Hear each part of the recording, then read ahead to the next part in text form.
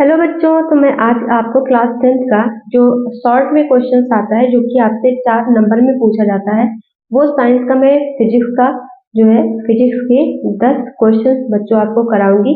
और ये 10 के 10 क्वेश्चन आप अगर 100% तैयार कर लेते हैं बच्चों, तो इससे ये समझ लो कि आपके 10 तो ये शॉर्ट कर क्लियर होंगे, बाकी अति लघु भी आपके इससे क्लियर हो जाएंगे।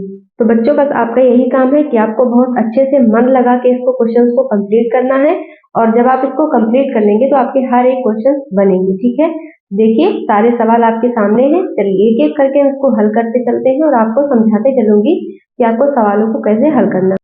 पहला सवाल समझिए क्या लिखा हुआ है। वायु के सापेक्ष किसी द्रव का क्रांतिक कोण है 45 डिग्री, तो बताना है उस द्रव का अपवर्तनांक क्या होगा। ठीक है, तो चलिए अब इस क्वेश्चन को मैं यहाँ पे हल करती हूँ, क्वेश्चन को समझते चलिएगा। ठीक है बच्चों, जहाँ आपको ना समझ में आए वहां आप जो है अपना डाउट पूछ सकते हैं। चलिए सबसे पहली बात, क्रांतिक कोण। क्रांतिक कोण को हम किससे लिखते हैं? सी से, जो कि क्या दिया है? 45 डिग्री दिया हुआ है। सॉरी, द्रव का अपवर्तनांक आपसे पूछा है। क्या पूछा है? द्रव का अपवर्तनांक, जो कि फार्मूला क्या होता है? अपवर्तनांक बराबर 1/sin होता है। तो 1/sin सी की वैल्यू क्या है? 45 डिग्री, यहाँ रख देंगे 45 डिग्री। अब देखिए sin 45 की वैल्यू क्या होती है? 1/√2 होता है ना। अब इसको जब सॉल्व करोगे तो ये √2 ऊपर चला जाएगा, तो ये हो जाएगा √2। आंसर क्या आ जाएगा आपका? √2 आ जाएगा। चलिए बच्चों क्वेश्चन नंबर सेकंड समझते हैं क्या लिखा है। यदि एक उत्तल लेंस की फोकस दूरी 50 सेंटीमीटर है, किसी वस्तु के 2 गुना वास्तविक प्रतिबिंब को प्राप्त करने के लिए उस लेंस के से कितनी दूरी पर रखना होगा। ठीक है, पहले क्वेश्चन में यहाँ पे देख लेते हैं हमें क्या क्या दिया है। सबसे पहले क्या दिया? फोकस दूरी दिया है, तो लिख लेते हैं 50 सेंटीमीटर। उसके बाद 2 गुना वास्तविक प्रतिबिंब। अच्छा, उसके बाद देखिए 2 गुना वास्तविक प्रतिबिंब बनता है अगर क्या हो? प्रतिबिंब वास्तविक हो। प्रतिबिंब अगर क्या हो? वास्तविक हो, तो हमेशा जो आवर्धन होता है बच्चों, मतलब कि जो m होता है वो क्या होता है? ऋणात्मक होता है। इस बात का आप ध्यान रखेंगे और नोट भी इसको कर सकते हैं आप। ठीक है, तो अब देखिए 2 गुना वास्तविक प्रतिबिंब कैसा बन रहा है? 2 गुना, मतलब कि अगर हम m निकालना चाहें तो v/u होता है, इसका फॉर्मूला बराबर v/u। कैसा है? 2 गुना वास्तविक है, मतलब माइनस का 2v हो जाएगा। तो अगर हम यहाँ पे v की वैल्यू निकालना चाहें तो क्या निकल के आ जाएगा? माइनस का 2, सॉरी v यहाँ पे नहीं होगा, माइनस का 2u। यहाँ पे हमें v की वैल्यू निकल के आ गई।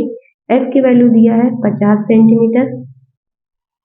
तो अब हम यहाँ पे लगाएंगे लेंस का सूत्र 1/f बराबर क्या होता है? लेंस का सूत्र माइनस 1/b माइनस 1/u होता है। ठीक, अच्छा f की वैल्यू क्या दे रहे हैं? 50 सेंटीमीटर, तो यहाँ पे हम लिख देंगे 1/50। 1/v, v की वैल्यू यहाँ से निकालिए माइनस का 2u, फिर है माइनस 1/u। ठीक है, तो यहाँ पे अगर हम इसका एलसीएम लेंगे 2u और u का, तो आएगा 2u और आएगा u। ठीक, एलसीएम क्या आ गया हमारा? 2u into u। अब यहाँ पे इसको सॉल्व करेंगे, 2u से 2u कैंसिल, बचा u का माइनस 1 से गुणा करेंगे तो माइनस u। यहाँ पे बीच में माइनस, u से u cancel, 2u into 1 2u बराबर क्या हो जाएगा? माइनस का 3u upon 2u into u। u से ये u कैंसिल हो जाएगा तो आ जाएगा माइनस का 3/2u बराबर 150।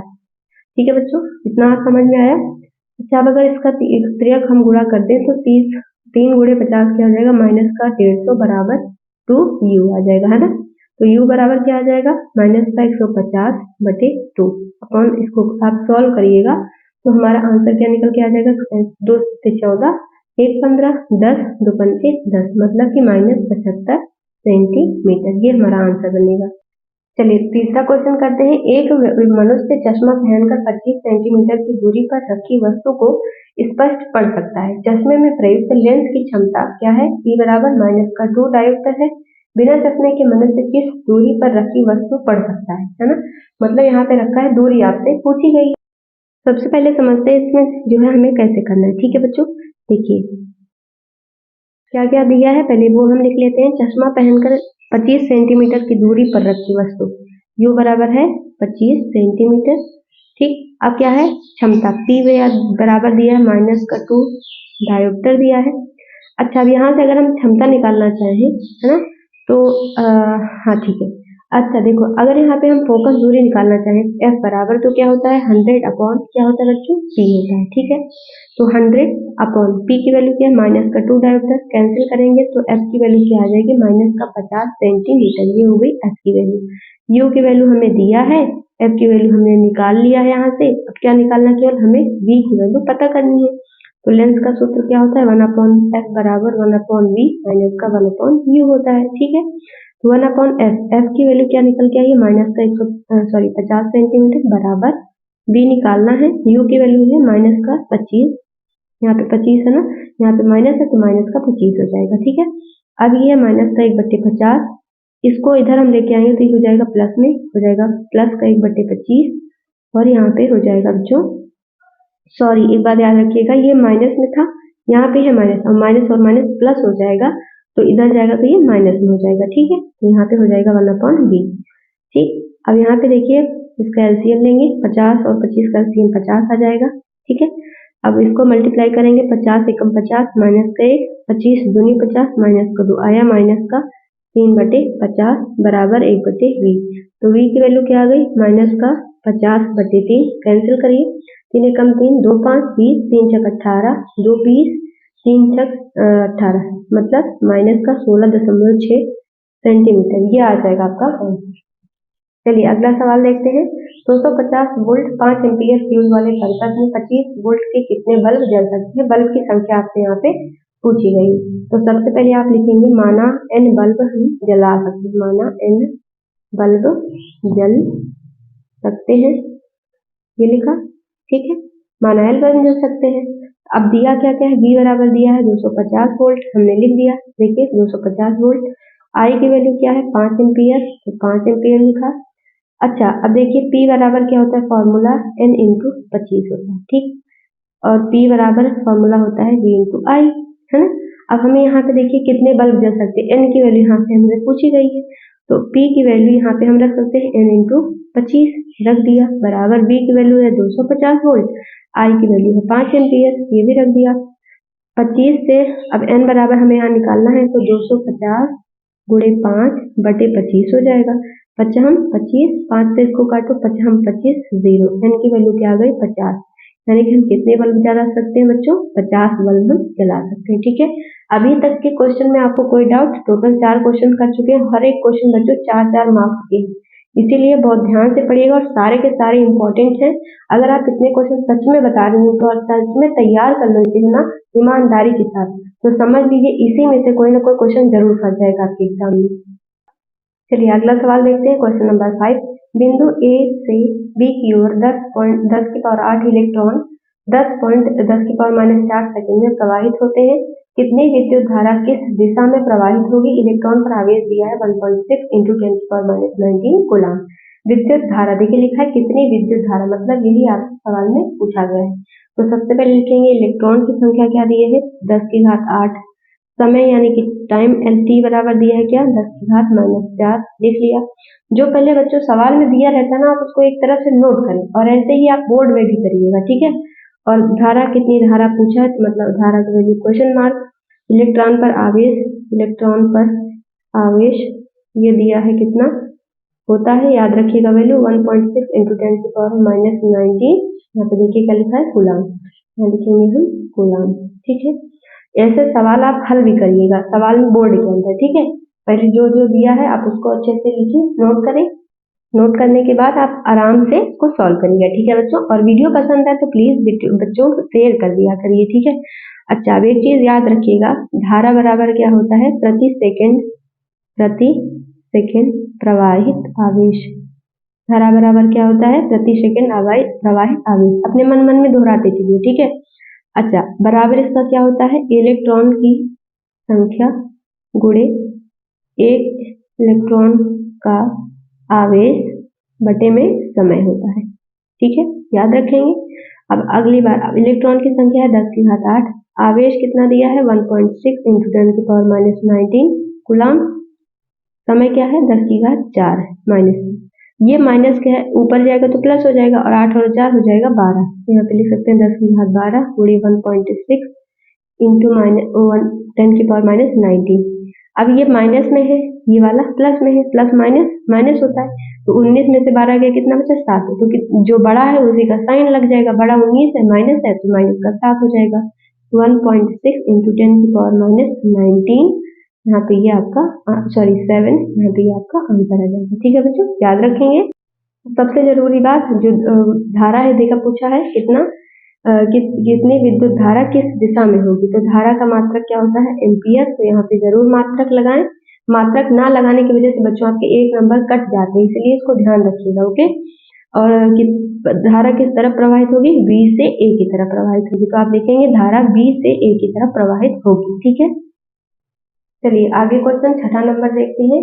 निम्न परिपथ में धारा का मान आपसे पूछा गया है, तो धारा का मान क्वेश्चन मार्क, वोल्टेज कितना दिया है, देखो 10 वोल्ट दिया है, तो V बराबर 10 वोल्ट हमने लिख लिया। चित्र ध्यान से देखिएगा, चित्र एक समय मैं आपके सामने बना दूं ताकि इस पेज के अंदर मैं आपको सोल्यूशन करके दिखा सकूं। Okay, just a second.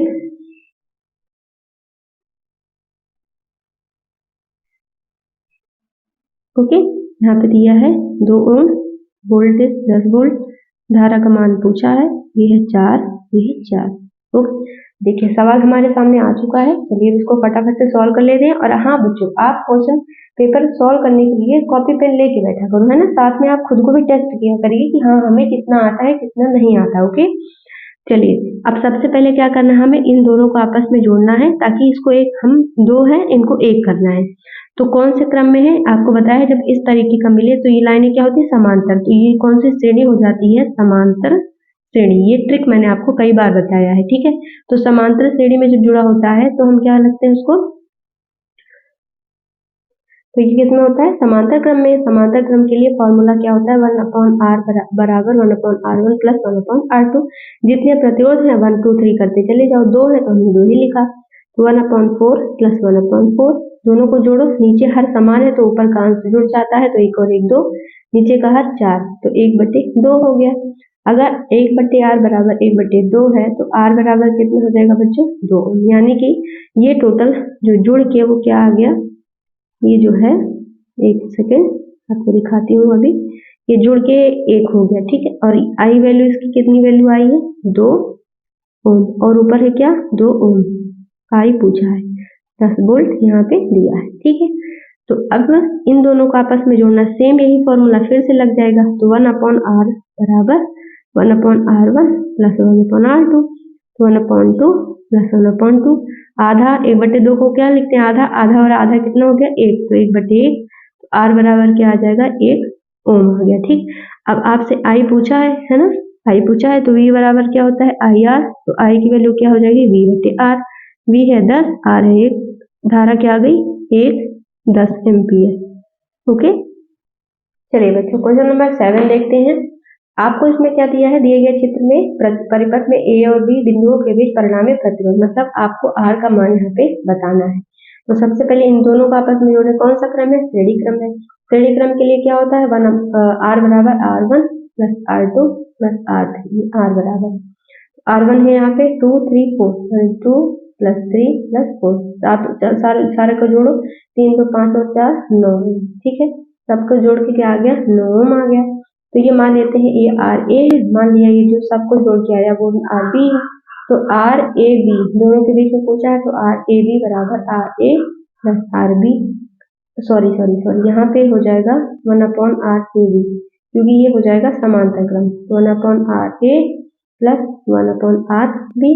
ठीक है, RA दोनों क्या है 1/9, हर समान है तो अंश जुड़ जाएगा तो 2 हो जाएगा, तो RAB बराबर क्या आ जाएगा 9/2। इसको सॉल्व करो, आएगा 4.5 प्रतिरोध।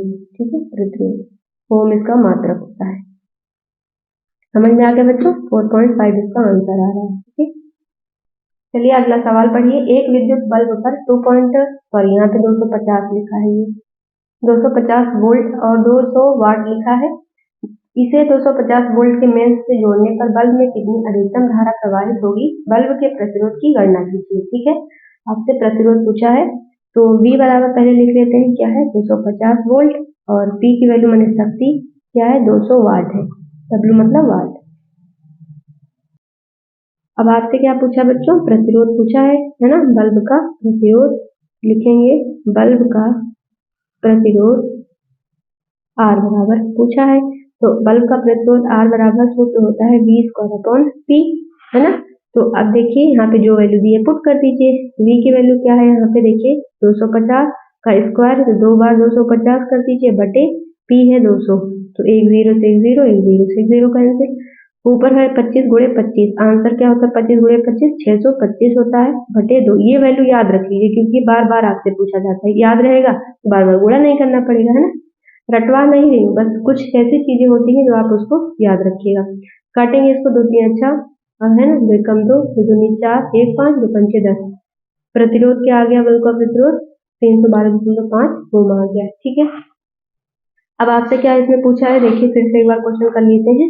बल अधिकतम धारा प्रवाहित होगी, है ना, तो धारा का मान आपसे पूछा है, तो B बराबर क्या होता है IR, तो V की वैल्यू दिया है 250 बराबर I वैल्यू पूछा है, R हमने अभी भी निकाला 312.5, I बराबर क्या हो जाएगा 312.5 250 बटे 312.5। अगर आप इसको हल करेंगे बच्चों तो यहाँ पे आएगा आंसर 0.8।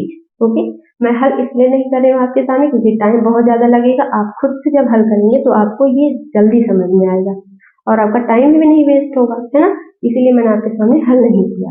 ओके, आप इसको हल करिएगा। चलिए क्वेश्चन नंबर 9 पे आ गए हैं हम लोग। एक सवाल और बचा है हमारा। 1 मीटर लंबे विद्युत चालक में, यानी तार की लंबाई क्या है 1 मीटर है, लिख लिया। धारा क्या है 2 एम्पियर है, ये भी लिख लिया। चालक को 2.5 न्यूटन प्रति एम्पियर मीटर, यानी कि B की वैल्यू दिया है 2.5 न्यूटन प्रति एम्पियर मीटर, ठीक।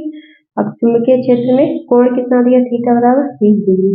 पूछा क्या है चुंबकीय बल F का मान। सूत्र क्या होता है आप लिखेंगे, सूत्र F बराबर I BL साइन थीटा से। I का मान क्या है 2 एम्पियर, B का मान क्या है 2.5, L का मान 1 मीटर है और साइन थीटा, थीटा की वैल्यू 30 डिग्री है। सॉरी आपको दिखा नहीं, मैंने ध्यान नहीं दिया, कोई बात नहीं। चलिए अब इसको गुणा करते हैं। साइन थीटा की वैल्यू क्या होती है 1/2, तो 2 इंटू 2.5 इंटू 1/2, ठीक। 2 से ये 2 कैंसिल, आंसर क्या आ गया 2.5 न्यूटन। F का मान क्या होता है न्यूटन में मात्रक होता है, तो 2.5 न्यूटन, ये हमारा आंसर आ गया। सेम इसी तरीके का बच्चों 10वां सवाल है। आप इसका आंसर मैं यहाँ पे लिख देती हूँ। 1.5 लंबे मीटर तार में, तो तार की लंबाई 1.5 है, धारा का मान 0.5 है, B का मान 3.0 न्यूटन प्रति एम्पियर मीटर है और लगने वाले बल की आपको गणना करनी है। और यहाँ पे थीटा का मान देखो लंबवत लिखा है, मतलब 90 डिग्री, थीटा बराबर 90 डिग्री ये है। अब आपको इसका आंसर कमेंट करके बताना है, क्योंकि नवा सवाल के जैसा सेम यही सवाल है, आपसे हमने देख भी सकते हैं, सेम ऐसे ही है, आपको केवल कमेंट करना है, ठीक है। आंसर जल्दी जल्दी से कमेंट करिएगा बच्चों, और प्लीज अगर वीडियो पसंद आए तो यार शेयर करो, चैनल को सब्सक्राइब भी कर लो।